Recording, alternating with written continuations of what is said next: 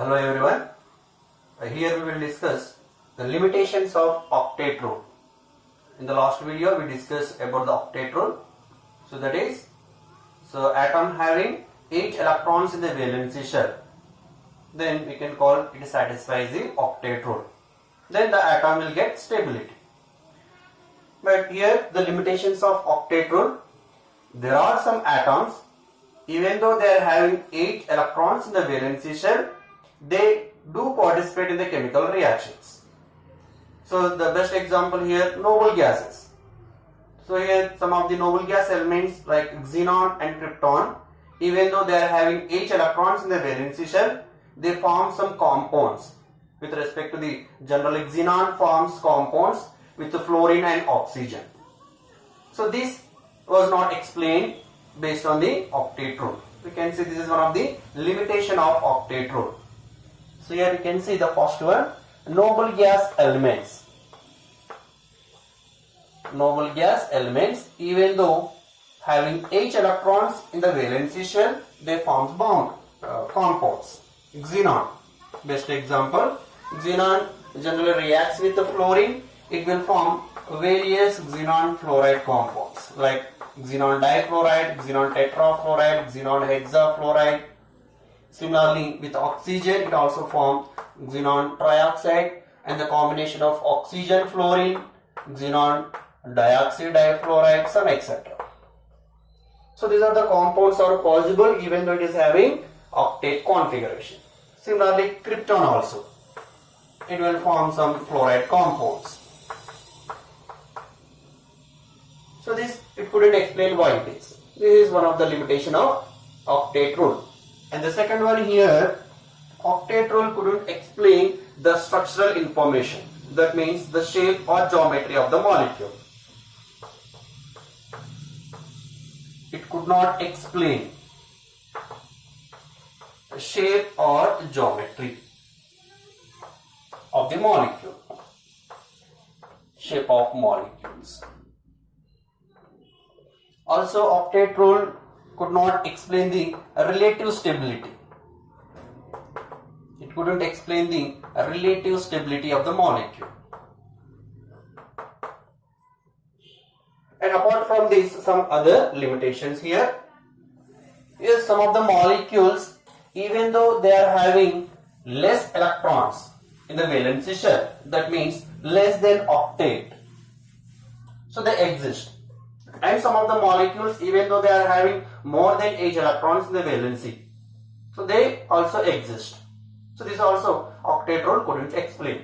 In that, the first category is molecules having, here the central atom is having less than 8 electrons. That type of compounds we can call incomplete octet. Molecules having incomplete octet. This we can call hypovalent compounds. Incomplete or hypovalent compounds. Let us take some examples here. Incomplete octet means the first A group elements. Let us take lithium chloride. So what is the actual Lewis dot structure for lithium chloride? We can write lithium, according to Lewis, it is having 1 valency electron, and a chlorine is having 7 valency electrons. Now lithium and chlorine, they form by sharing 1 electron, they form 1 bond. It will form like LiCl. Now the chlorine is having 6 unpaired electrons. Anyhow, here chlorine, the terminal atom, satisfies the octet, but lithium, now it has only 2 electrons. 2 electrons means not octet, even though this compound will exist. Similarly, third group elements that we can take, some second group, third group, let us take here beryllium compounds. Let us take beryllium chloride.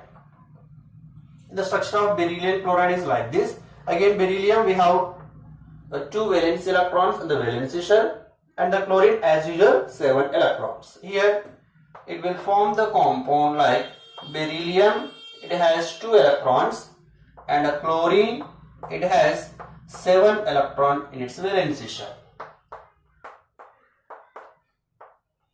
now this one electron, they will share each other and they will form bond.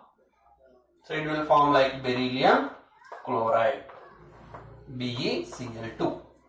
Now chlorine anyhow, again it has 8 valency electrons in its valency shell. Now it satisfies. But beryllium here is the central atom. Now it has only 4 electrons in its valency shell, even though the molecule will exist. It is having 4 electrons. So it is incomplete octet, or we can call hypovalent compound. Similarly, beryllium chloride, we have some other compounds, that is boron compounds. Here boron compounds also mostly they are electron deficient compounds or incomplete octet configuration. We can take boron trifluoride here.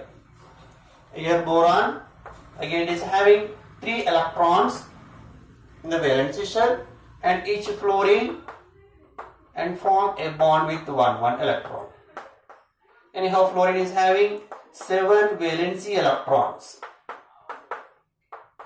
So finally we will get this is the Lewis dot structure for the boron trifluoride. Again now see the central atom boron, now it is having 6 valency electrons only. Again the compound will exist. This we can call electron deficient compound. So it requires 2 more electrons to satisfy the octet. These are the molecules having less than 8 electrons. In the second type of molecules, sometimes the molecules may have more than 8, and that we can call expanded octet. The octet is expanded octet, or these also we can call hypervalent compounds.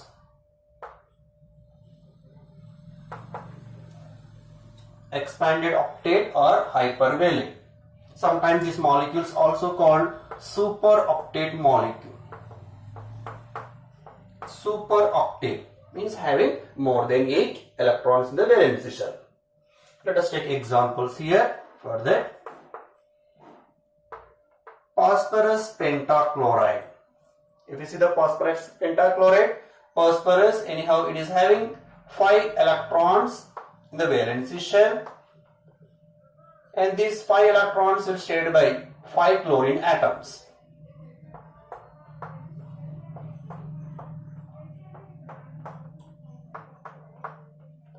Anyhow, chlorine having valency 7, so 1 electron will form bond with phosphorus. The remaining 6 electrons will present around it.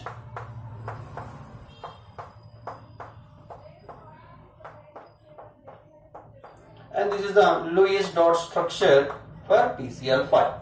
Now see, each chlorine now satisfies its octet anyhow, no problem at all.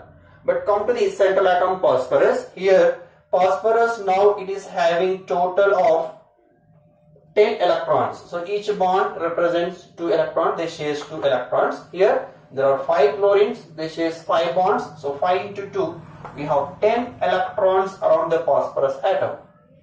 So maximum is 8 to satisfy to get the stability. But PCl5 is existing with 10 electrons in the valency shell. So this also it couldn't explain. So you can see this is also one of the limitation for octet rule. So there are so many compounds like this. Let us take other. Sulfur hexafluoride. In case of sulfur hexafluoride, the structure is like this. Sulfur, we know that sulfur is having 6 valency electrons. Now the 6 valency electrons now bond with each fluorine atom.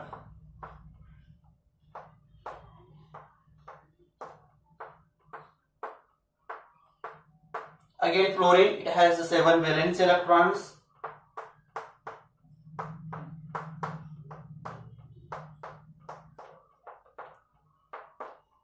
So now each fluorine satisfies the octet.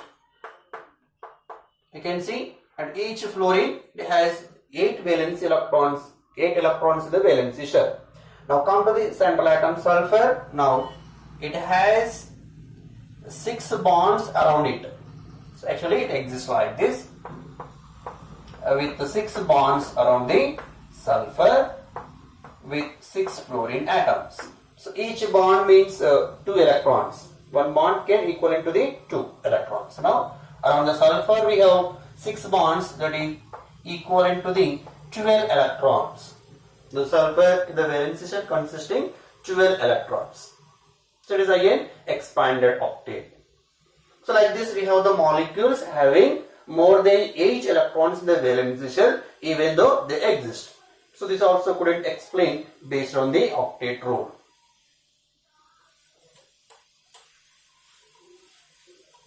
You can take so many molecules here. Examples for expanded octet: HClO4, PO4 3-, SO4 2-, xenon tetroxide and xenon hexafluoride, some etc. Let me take here. These are the some molecules even though having more number of electrons in the valence shell. In the next, the third category, there are some molecules having odd number of electrons. Generally octet means what? 8. The molecule should have even number of electrons. But here some molecules having odd number of electrons, though they will exist. Here odd number of electrons. Molecules with odd number of electrons. They are the molecules like nitric oxide, nitrogen dioxide, chlorine dioxide, some etc. Again, if you see the structure of these molecules, how it looks like here. First let me take a nitric oxide. Nitrogen, we know that it has 5 valence electrons, and in that 2 will form in the bond formation with oxygen. So oxygen is having 6 valence electrons.